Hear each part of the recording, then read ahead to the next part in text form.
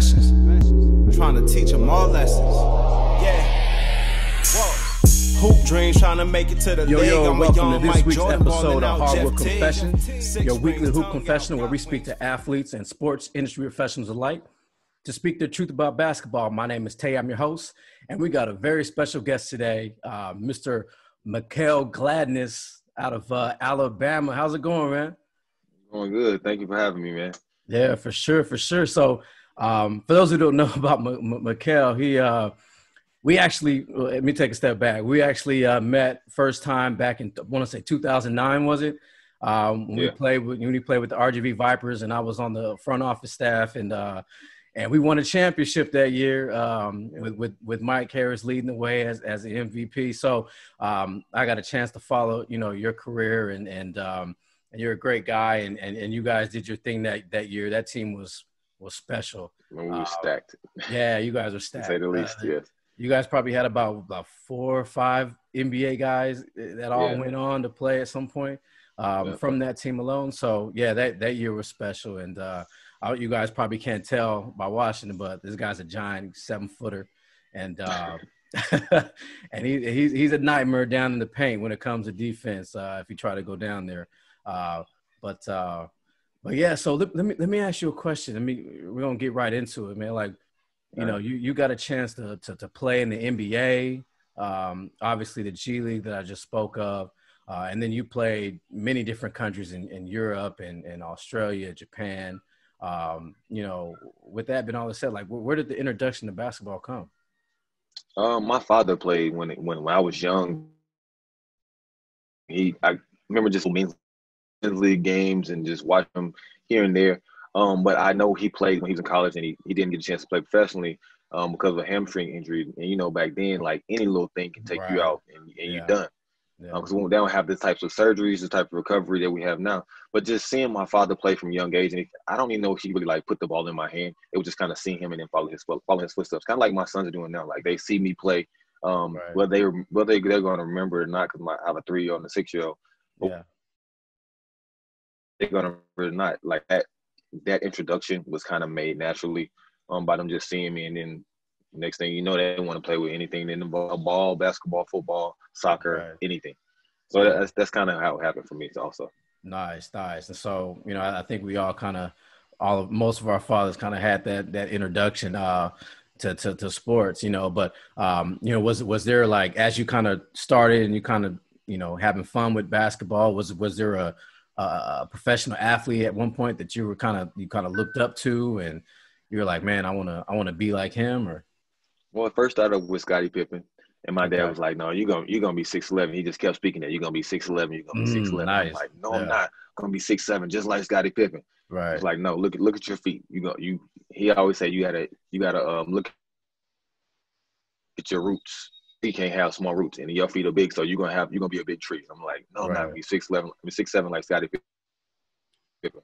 So it changed from Scottie Pippen to Kevin Garnett, to a little bit to Kobe, and Mike. Well, I looked at him, but it wasn't like I modeled my game after him. Right. But the energy that Kevin Garnett played with, tenacity, communication on the floor, like, that's kind of eventually when I started to actually know what the game was about and actually kind of know start to learn the ins and outs of it. Besides just dribbling the ball, putting it in the hoop.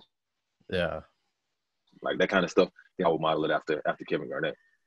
Nice. And so Kevin Garnett, he had his energy on the court, which everybody knows about. That guy was, a problem to deal with, both offensively, defensively, and psychologically. He played a lot of mind games, and so on defense, he would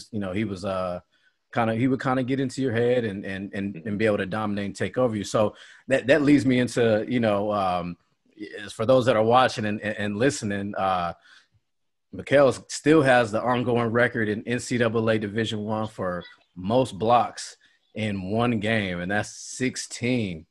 Brother, that's crazy. That is crazy. 16 blocks in one game. Talk. What was that day like? Man, see, especially in my younger prowess, it was like I would pretty much jump for anything. Yeah. And if I got it, I got it. If I got fingertip on it, then that was my calling card. Like, that's what I felt like. I didn't have much else. Like, offensively, It was a struggle for me. I didn't feel comfortable. But as soon as I got a game, if I got a block, I'm warm. I'm good to go. Like for the rest, I mean, it don't matter what I do after that. If I get a block, I'm going for anything. Like anything goes to the rim, I'm going to block it. So they kept coming into the paint, trying to shoot layups, trying to shoot floaters. But after I get a few, my timing is like that. Like I don't have to think about it. It just go. Right. So that's kind of just what happened. They kept presenting me the opportunity to block, and instead of shooting jump shots, they come in like you challenging me. More times than not, in my career, I'm gonna win that. Yeah. So that's just kind of what happened there. Right. And I'm pretty sure that puts you on the map. Hopefully, ESPN might have caught that and might have shot you out, maybe top 10 or whatever it was.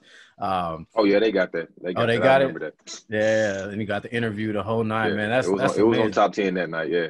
Okay, that's cool. And so it stands to this day. I honestly, I don't think anybody's gonna come close to that. Not that I've actually followed, who's got blocks, on specific nights, but 16, that's a lot. In college, if you average 16 points, you're doing well, let alone, because that's not an easy thing to do. Right. So yeah, that's interesting. So let me ask you, you got a chance from there. What was that experience like from, high school, college, and then eventually, going pro? It was a struggle for me.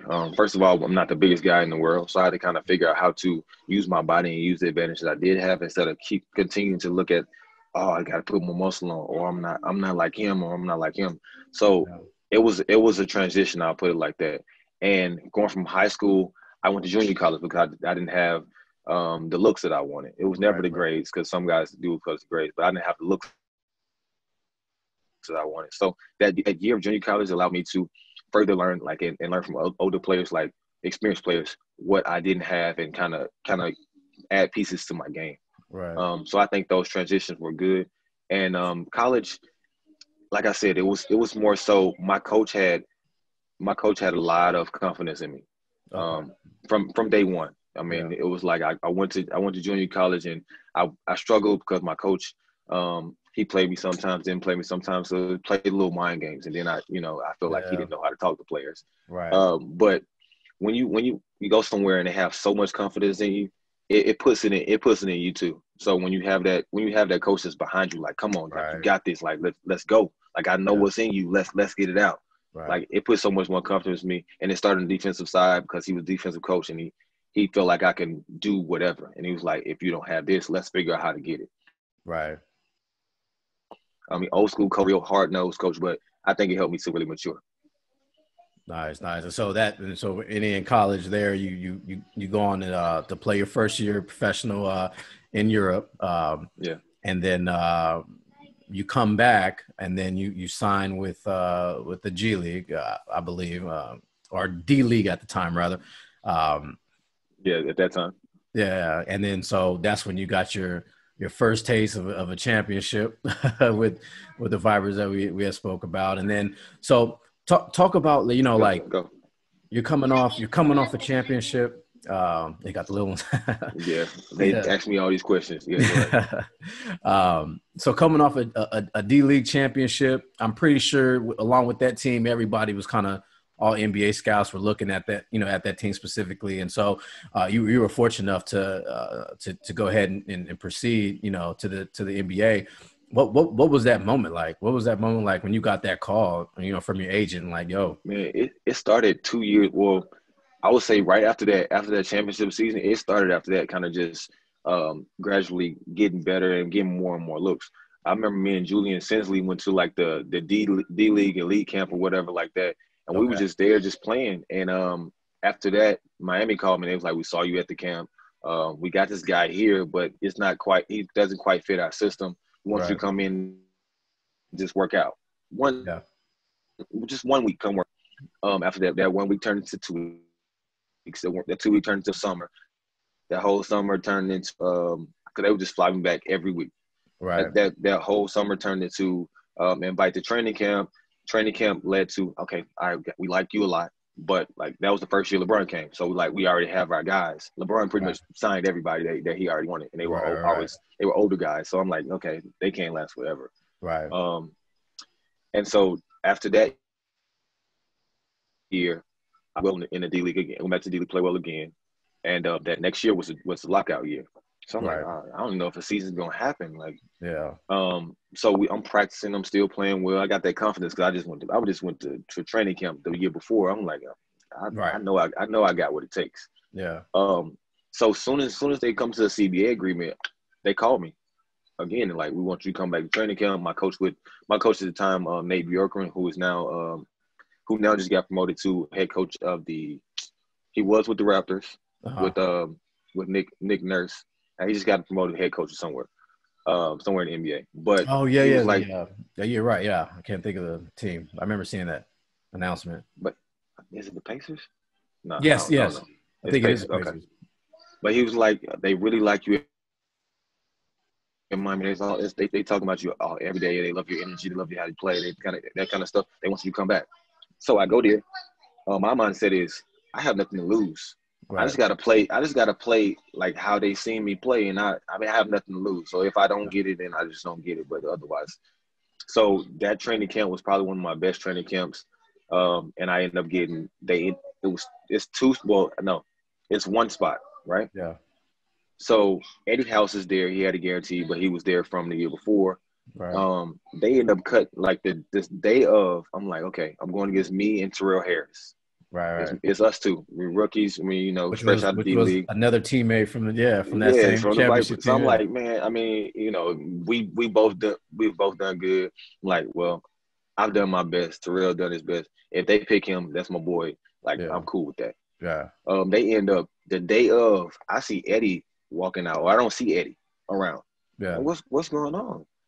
They come to me like, we decided to keep both of y'all. Like we decided to cut Eddie. I'm like, that's probably I wouldn't say on Christmas Day. It was like 2 days before Christmas that year because of lockout. It shortened the season a little bit because we started late. So like 2 days before Christmas, that's probably one of my fondest memories of just basketball in general. That's top. That's top one. Yeah. So that's pretty much how it happened for me. I mean, made it through training camp, a couple summer leagues with Miami. So they saw me all around from training camp to summer league to just in the individual workouts during the summer. Like I was there for at least 2 years straight. Right. Wow. So that's gonna lead it to our next segment called the Hooper's Confessional. And I'm gonna ask you a series of questions, and to be able to speak your truth. And this section is sponsored by Blackwater. It's the power sport version of sports drinks while maintaining this purity of water. So you can get a discount on your first order if you click on the link in the description below. So with all that being said, and what you discussed from high school, college to, your journey through the NBA from the beginning, and where you find yourself now playing in many different countries, what has that basketball meant to you, or what does it continue to mean to you as it pertains to where you're at in your career? First of all, it's a dream come true. Not many people get here just to get to play in the places that I played, at the level that I played at. And also to be able to play so long, longevity, and like not having – I never had any surgeries, like one surgery. So, like, that's a dream come true. Second of all, it's been a way for me to provide for my family. For us many things as well as, like, my kids have traveled the world. My son has gone to school in Spain, been fluent in Spanish for a while because, I mean, kids soak it up just like that. Wife has been able to experience and be a part of this journey with me. Right. So, I mean, it's been many different things to me other than just a game. Wow. That's amazing because, that not everybody can really, like, say, like, man, this basketball has this round leather object, has been able to do so much. And you brought up one thing as providing. And so that's amazing that, that basketball, what it can do and travel as well. And so, that's always amazing, that when I hear these stories and like, wow, like, not just outside of just being, ultra athletic or having a God-given ability, but now you got this ball that you're able to express that and then, make a career and financial security out of it. So you just talked about the memorable moment. That's one of the questions I asked. And you talked about, being in Miami, getting that call, when they waived Eddie House and you and Terrell both got on the team. But since you brought that up, I'm going to ask you, I was looking at your bio and you got a chance to start the end of the season with the Golden State Warriors. Man, talk about that. Like, what was that? Got the call in the lineup, the announcement, and then the tip off. Like, I know you've tipped off many times before, obviously being almost 7 foot, but what was that like, in the NBA as a starter? Even think about it gives me chills right now. But again, that's another coach, Mark Jackson, that had confidence in every player that he put on the floor. He knew how to talk to us because he played, so he understood what we were going through. Whether it be because I had to leave one time for the team, he was like, "Go do what you got to do." Whether it be family problems, whether it be just on stuff that you deal with media, with trying to understand a new system, like that was amazing for me to play under him. So when he put me on the floor, I want to repay him for what he just did for me, what he just did by putting me on the floor, by showing that confidence in me. So that was great. And then playing against the Spurs on that. Well, I played a few games, but playing against the Spurs that last game, that was my highlight. I mean, I did really well against them, even though they sometimes they sit some players or whatever. But I played against Tim Duncan before that, so it wasn't a big thing. But that was probably one of the greatest points, one of the greatest games. Yeah, and I think you had like 14 or 16 and 10 or something like that, something like that game. And so it was just rolling. Like they were finding me. I was in the right spots. Like it was like clockwork. Yeah. And so, wow, that's amazing, brother. I could just see it in your eyes as you're speaking to it. And so, my next question, and you already have brought it up, but and maybe that wasn't just Tim Duncan, but I was going to ask you, like, who was that one player that you that you played up against that you were just like, wow, like here we are. Maybe it might have been starstruck. I don't know if that's a good word to say, but maybe you're like, wow, I'm about to go up against somebody that I kind of looked up to, or that I always looked at. I wouldn't say starstruck. Well, I was starstruck a little bit in front, like for Kobe. Like Kobe, I walked because the rookies always do their pregame stuff, warm up stuff before everybody else is out there. So we were the first group. Kobe was already out there in full sweat. So like to see that, and now I think back to myself, like, why didn't you walk over there and get an autograph, like talk to him or something like that? But I just looked at him like that's Kobe. So that's I think that was the person that really had me in awe. Like he's already out here like working and look at it. I sat on the bench and just watched his footwork, and it was crazy. Other people like LeBron and D-Wade, they were on my team, so it was like I got used to seeing them every day. Right. Initially, yes, it was like that a little bit. But when you start calling my name, and you involve me in plays, and you coming over telling me where to be at in certain positions, then that kind of goes away, and it kind of goes to like my coworker, my teammate, like he's on my team now. Yeah. But yeah, I would say Coach. Wow. And I never got a chance to meet Kobe, but I'd love to meet him, even though I wasn't a fan of him growing up. I'm from LA, which is kind of weird, but I'm a LeBron fan, so it's kind of one of those things where it's got to be one or the other, right? How did that happen though? Yeah, I don't know. I don't know how. I don't know. I just never. So who was the guy? Who was the guy when you were growing up? Because LeBron, he was. For me, I would. Yeah. So I was. I'm 38, so I graduated high school in 2001, and so I had a combination from the 90s because it was like just the game changed so much from the 90s to 2000. So. I was a big Kevin Johnson because that was my, I was small point guard, okay. So KJ was my guy coming up, and then it transitioned to AI and Stephon Marbury. And I was, I rocked out with Penny Hardaway. So I was guard heavy. But outside of guards, I was Charles Barkley. That was my guy.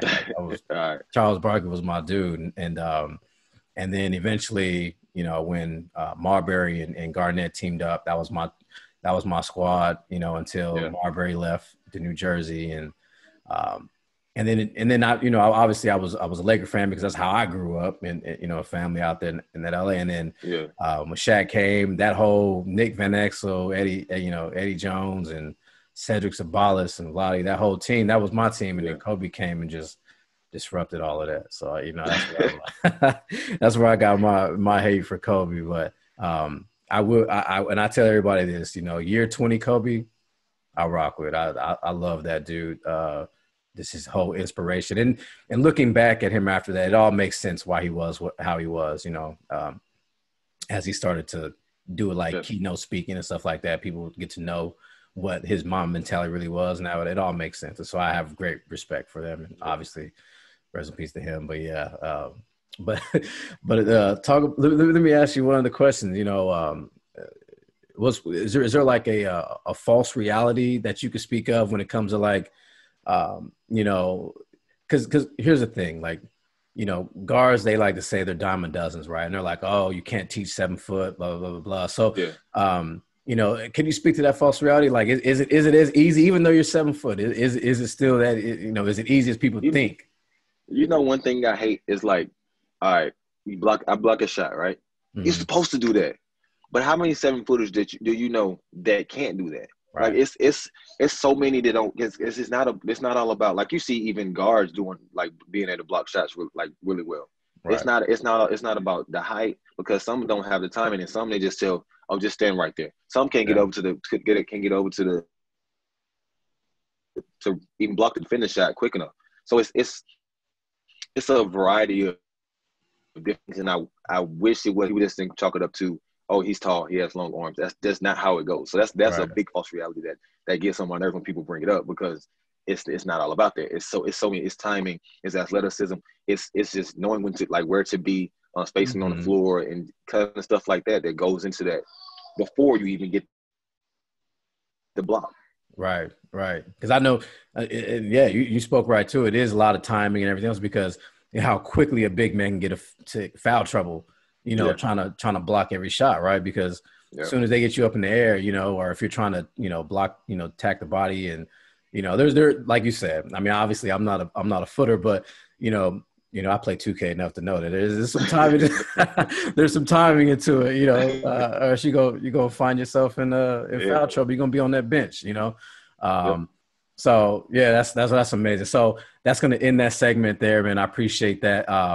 And so let me ask you, you know, we find ourselves in a unfortunately in a pandemic right now globally, and so it's kind of slowed down everything, you know, for the world in all industries, and so specifically sports and basketball. So where do you find yourself in that? I know you last played in Japan, and what's next for Mickell moving forward? Well, I'm dabbling a little bit in becoming an agent. Okay. Just kind of now getting my feet wet, trying to, you know, scouting potential clients, even from high school on up. Right. Just kind of, my eye is different. My experiences are different. Yeah. Therefore, I feel like I'm a different type of agent. Like, I feel like a lot of agents haven't been there. Like, they write the contract, but on the other side, after the contract is written, they don't know what goes on unless you call them and talk. Right. To them. But, you know, it doesn't happen that often. So since I know that I've got, like, players in a different way, I've recently started a nonprofit organization for suicide awareness and suicide prevention. Wow. Still working on kind of getting 501c3s and getting that official as far as when the IRS is concerned. Right. And besides, like, being an agent, I'm still trying to figure out what's next, because the agent is more so you have to build that. You have to get that. So it's still trying pretty much like, I'm more open to things now, because I feel like this has made a slow down and be like, all right, you gotta focus on what you're gonna do after the ball stop bouncing. Because this has made me think, like, all right, first it was like, I've had injuries. I'm athletic, regardless of my age. I can still do what I did then, maybe a little bit lower on the rim and like that kind of stuff, but I can still pretty much do what I did then. Right. But this has made me realize, like, it might not end how I want it to end. It might not be because of injuries. It might be because of something else, or because, like, my name isn't ringing bells as it used to. I mean, that's just the reality of things. Yeah. And it was a hard pill to swallow. Still dealing with that now. But, I mean, now it's giving me time to be like, all right, you can't be closed off to opportunities or different ways. I mean, it's now it's trying to find what you want to do. So something gets pitched to me like, before I would have been like, no, I'm good. I don't see myself doing that. Now it's like, all right, you can at least try it. But that's where I'm at with the whole pandemic and just where after career plans, that kind of thing. Right. Okay. So yeah. So being an agent and of course, you know, like you mentioned, you're going to play if the opportunity presents itself. And so don't believe your story's over yet in terms of your playing career, but I can see that transition, you know, going into agency. And it seems like you're taking the approach the same way, you know, you talked about Mark Jackson, you know, being a coach's player, a player coach, whatever you want to call it. And man, I want to speak to that too, because I think that was the most unfortunate situation that I've ever seen in terms of coaching, where you got a guy that believed in two guys. Even now. Right.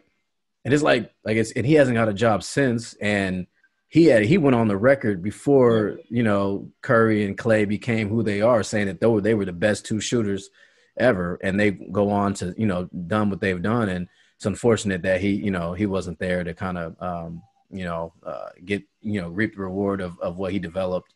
But anyways, so it seems like you're going to be, you know, going, you know, the agency route and having that perspective, right, that, you know, because you went through it and whatnot. So that's amazing. And so, hey, look, so I got one last question before we wrap up this week's episode.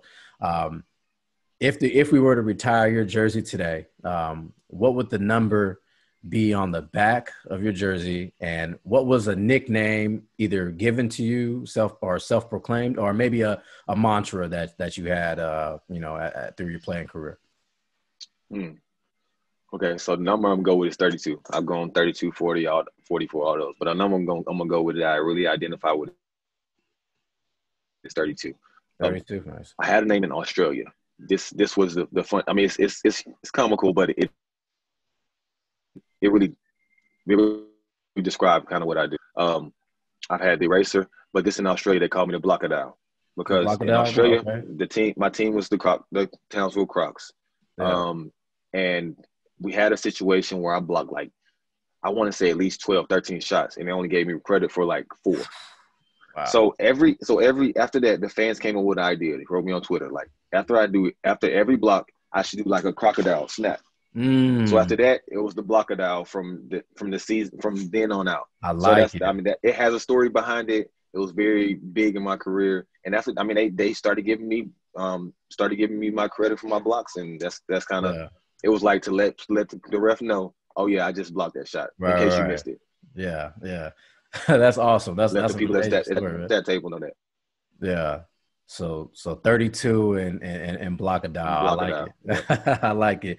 Well, hey man, I appreciate you coming on. It was a pleasure catching up with you.